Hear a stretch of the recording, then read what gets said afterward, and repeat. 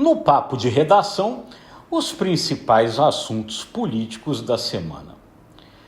Lula vai se encontrar com o presidente dos Estados Unidos, Donald Trump. E STF condena Núcleo 4, conhecido como Núcleo da Desinformação. E isolado, Fux pede para mudar da turma 1 para a turma 2. Eu sou Rodolfo Lago. E eu sou Sabrina Fonseca. Ei, Sabrina, a semana movimentada, né? Essa aí, principalmente ali na primeira turma do Supremo Tribunal Federal, que retomou os julgamentos ali da chamada trama golpista, né?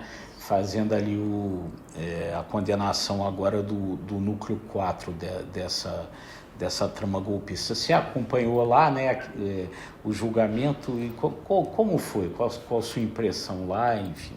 Isso, diferente da condenação, né, do núcleo 1, o núcleo 4 foi mais rápido. O presidente da turma, que agora é o Flávio Dino, que assumiu o lugar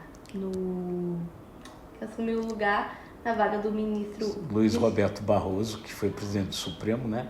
Isso. Mas foi do Cristiano Zanin que o Dino sim. assumiu a vaga da primeira turma como presidente. Sim. Ele tinha separado 5 dias para o julgamento, mas acabou que foram utilizados só 2 dias, porque foi um julgamento muito rápido. No primeiro dia, o relator, ministro Alexandre de Moraes, apresentou, né, o seu relatório. O Procurador-Geral da República, Paulo Gonet, também apresentou a denúncia. Os advogados dos 7 réus tiveram um momento, né, para fazer a defesa dos seus clientes. E foi um julgamento no primeiro dia de mais ou menos 7 horas. Já no segundo dia, na terça-feira, o ministro Alexandre de Moraes condenou 6 réus. Menos um, que eu não lembro agora. Ele condenou 6 por todos os crimes e não condenou o presidente do Instituto Voto Legal, Carlos Rocha, né? Condenou apenas por 2 crimes, né? Formação de quadrilha e abolição violenta do Estado Democrático de Direito. Aí a ministra Carmen Lúcia seguiu o voto do relator, votou contra. O ministro Cristiano Zanin também acompanhou. Já o ministro Luiz Fux foi o contrário. Ele não condenou, ele absorveu todos os 7 réus. Isso daí reforçou esse isolamento, né, do Fux ali na primeira turma, né, Sabrina? Ele já tinha votado no sentido da absolvição de todos os integrantes do núcleo crucial, né, que é o núcleo ali do comando, segundo a acusação do Paulo Gonet, do comando da tentativa de golpe, né, núcleo que inclui inclusive o ex-presidente Jair Bolsonaro. Ele já tinha votado pela absolvição e nesse momento ele, que já vinha se sentindo ali totalmente isolado nessa primeira turma, pediu para passar para a segunda turma, né? O que vai provocar ali uma mudança importante ali na correlação de forças, né, Sabrina, dentro ali do Supremo, porque diante desses posicionamentos mais recentes do Luiz Fux, ali na segunda turma ele, junto com os ministros André Mendonça e Cássio Nunes Marques, que foram indicados pelo ex-presidente Jair Bolsonaro, ele passa ali a compor uma maioria de nomes ali dentro do Supremo que teriam essa posição mais conservadora, essa posição mais de oposição ao governo Lula, né? Quer dizer, então são implicações importantes ali dessa mudança, né? Com algumas discussões, né, Sabrina, que eu acho que você podia talvez aí também avançar nisso, do que acontece a partir de agora, porque o Fux está querendo seguir no julgamento ali da questão da trama golpista ali na primeira turma, quer dizer, ele voltaria para a primeira turma para fazer esse julgamento, mas ao mesmo tempo ele está abrindo uma discussão com relação à questão da inelegibilidade do Bolsonaro, né? Isso.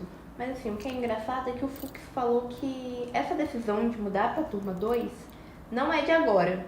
Ele já vinha conversando com o Luiz Roberto Barroso há uns meses sobre essa vontade de retornar à turma 2.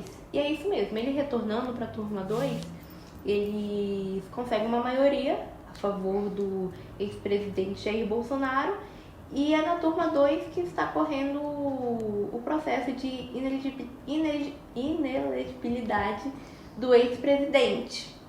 Mas na verdade, assim, ele é o relator do processo de inelegibilidade lá na primeira turma, Sabrina. Quando esse processo chegou, esse recurso, ele foi primeiro para o ministro Cristiano Zanin, que, como foi o advogado do Lula, né, nesse processo, se declarou impedido de julgar. Então houve um novo sorteio que caiu para o Luiz Fux. E aí o Luiz Fux está querendo levar esse projeto consigo para a segunda turma, onde ele poderia obter uma maioria em favor do Bolsonaro, né?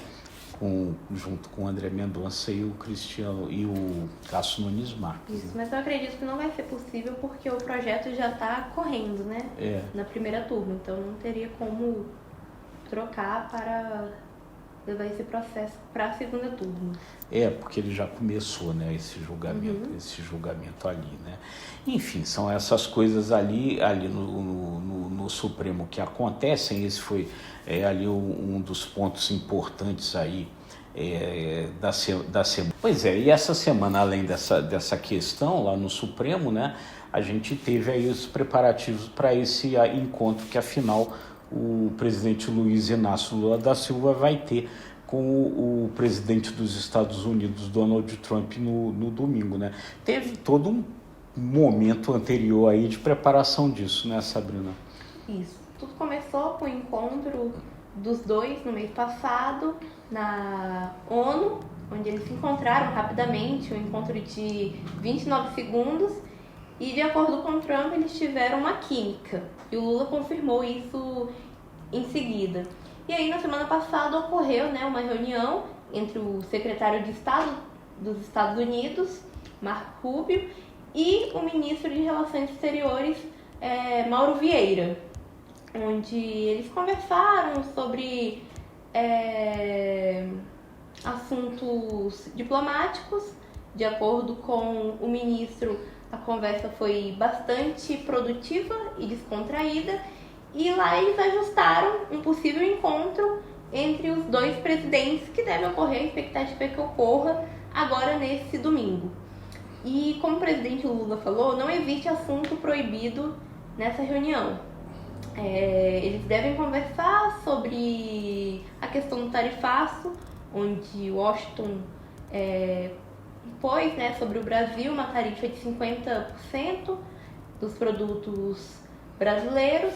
Devem conversar também sobre a crise na Venezuela e acho que reforçar, né, os acordos bilaterais entre os dois países.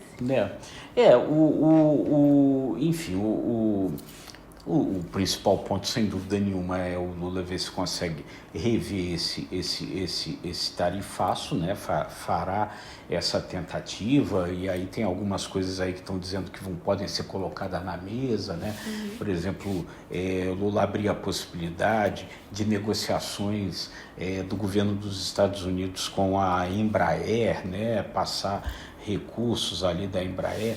Há ali a questão da China, né, dos interesses que a China tem no sul do planeta, e aí então o Trump falando aí da possibilidade de evitar que se deixe de usar o dólar como moeda nessas transações internacionais, o Lula resistindo a isso. Agora, eu acho que essa questão aqui da Venezuela, da Colômbia, do continente sul-americano, no qual Trump tem aí bombardeado embarcações de traficantes nesses dois países, eu acho que são, nesse momento, o ponto mais delicado, né? Porque o Lula está um pouco preocupado com essa possibilidade ali de intervenções militares nesses países que são vizinhos de fronteira do Brasil, né? Mas, enfim, tudo isso aí vai ser conversado no domingo, né, Sabrina? Isso mesmo. Inclusive, o presidente deu uma declaração que repercutiu de forma negativa nessa sexta-feira sobre a questão dos bombardeios que o governo dos Estados Unidos tem feito, né, no Mar do Caribe, ali próximo à Venezuela. O presidente Lula disse que os traficantes são vítimas dos usuários de drogas. E, obviamente, isso repercutiu mal, principalmente entre a oposição, e o presidente também pediu desculpas, falou que foi uma fala mal colocada no X, né? O antigo Twitter, mas mesmo assim os opositores não perdoaram. Pois é, né? A língua do Lula está sendo um problema aí que tem sido colocado, né? Muita gente aí avaliando que o Lula talvez esteja ali antecipando coisas que, na verdade, ele deveria deixar para essa negociação diplomática. Por outro lado, tem gente dizendo que, na verdade, são os estímulos dos dois. Os dois botam a negociação no alto para negociar a partir desse ponto, né? O Lula, com a experiência que ele tem de líder sindicalista, de fazer negociação como líder sindical, e o Trump ali como empresário. Enfim, vamos ver o que vai acontecer no domingo, né? Isso, e o que alguns analistas também estão se perguntando é qual será o perfil de Lula nessa reunião, né? Se ele vai ser aquele Lula mais pacífico, aquele Lula da química com o presidente Trump, ou vai ser esse Lula que bate na mesa, que fala, como ele disse, né, nessa semana, que nenhum presidente vai falar alto com o Brasil novamente. Então, é isso que a gente vai saber no domingo, qual vai ser o perfil do Lula nessa reunião. Bom, é isso, né? Esse é o Papo de Redação. Quer dizer, toda semana a gente vai trazer aqui, ao final da semana, uma conversa, uma avaliação de como as coisas se deram e que perspectivas isso tem para o futuro, tem para frente. E é isso aí. A gente espera que nessa primeira experiência aí, vocês tenham gostado e acompanhem a gente sempre por aqui. Eu sou Rodolfo Lago. E eu sou Sabrina Fonseca. Até a próxima. Até a próxima.